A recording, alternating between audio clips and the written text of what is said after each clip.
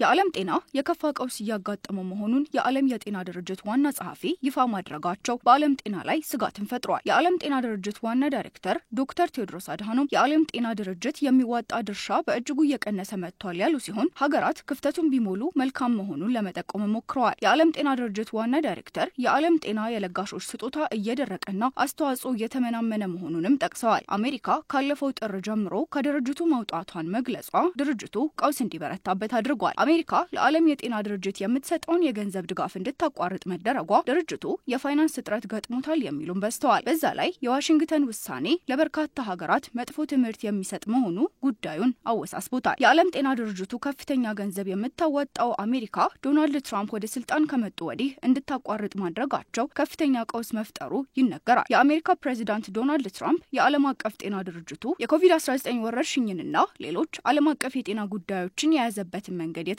ሲሆን አሜሪካ ቀደም ሲል የድርጅቱን በጀት 5% የምትደግፍ እንደነበረችም አስታውሰዋል። አሜሪካ የምትሰጠውን ከፍተኛ የገንዘብ ወጪ ማቋረጧን ተከትሎ ደግሞ ተቋሙ የበጀት ቀውስ እየገጠመው ነው። ለድርጅቱ ከፍተኛ ጉዳት ማስከተሉም ተነግሯል። የዓለም ጤና ድርጅት የፋይናንስ ፕላኑን የከለሰ መሆኑንና ወጪውን ከ5.3 ቢሊዮን ዶላር ወደ 4.2 ቢሊዮን ዶላር የቀነሰ መሆኑን በሰው ኃይልም ቅናሽ ማድረጉን አሳውቋል። ይህ በጣም ያማል ያሉት ዋና ዳይሬክተሩ ቴዎድሮስ በጀትን በዚህ መጠን መቀነስ በቀጥታ በጤና ስራዎች ላይ ተጽዕኖ የሚያደርስ ነው ብለዋል። በተለይ ተጋላጭ ለሆኑ ሀገራት ጉዳት እንደሆነም ጠቅሰዋል። የዓለም የጤና ድርጅት በመጀመሪያ የጤና እንክብካቤ ጥራትና አገልግሎት እንዲሻሻል የሚሰራቸው በርካታ ተግባራት እንዲቋረጡ ያደርጋል ቢባልም አሜሪካ የሚቀርበውን ስሞታ አትቀበልም። ድርጅቱ የጤና ባለሙያዎች ማሰልጠንና ማማከርን ጨምሮ በብሔራዊ የጤና ፖሊሲ ተግባራት የሚሳተፉትን ሰዎች የማገዝ ስራዎችን ይሰራል። የዓለም ጤና ድርጅት በሀገራት የሚነሱ ወረርሽኝና ተዛማጅ የጤና ችግሮችን የመከላከል ተግባራትን ጨምሮ በርካታ የጤና ተግባራት የሚሰራ ተቋም ሲሆን የዓለም ማህበረሰብ ጤናማ እንቅስቃሴ እንዲኖረው በማገዝም ይታወቃል። የዓለም የጤና ድርጅት በሁሉም መስኮች ተግባራቱን በዋና መስሪያ ቤቱ በቀጠናና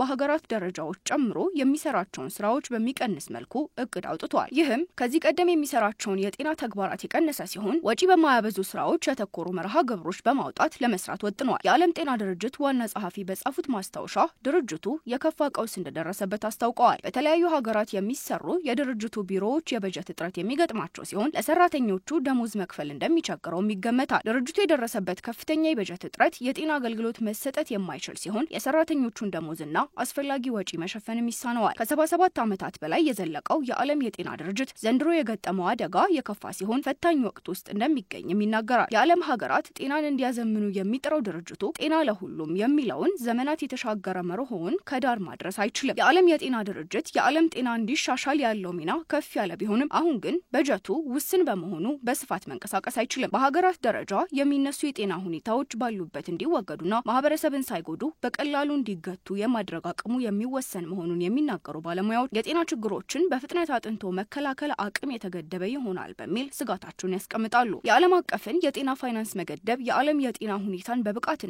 በጥራት ማዳረስ አይችልም የሚለውን የባለሙያዎች ሀሳብ ያረጋግጣል። ቻይና የአሜሪካን ክፍተት በቀላሉ ትሞላለች ተብሎ ቢታሰብም አሁን ላይ ግን ሁኔታው አደገኛ ሆኗል። የዋሽንግተን ከዓለም አቀፍ ተቋማት መውጣት አባዜ እንደዚህ አይነቶቹን ተቋማት ለስራቸው እንቅፋት ይሆንባቸዋል የሚል አረዳድም ይገኝበታል።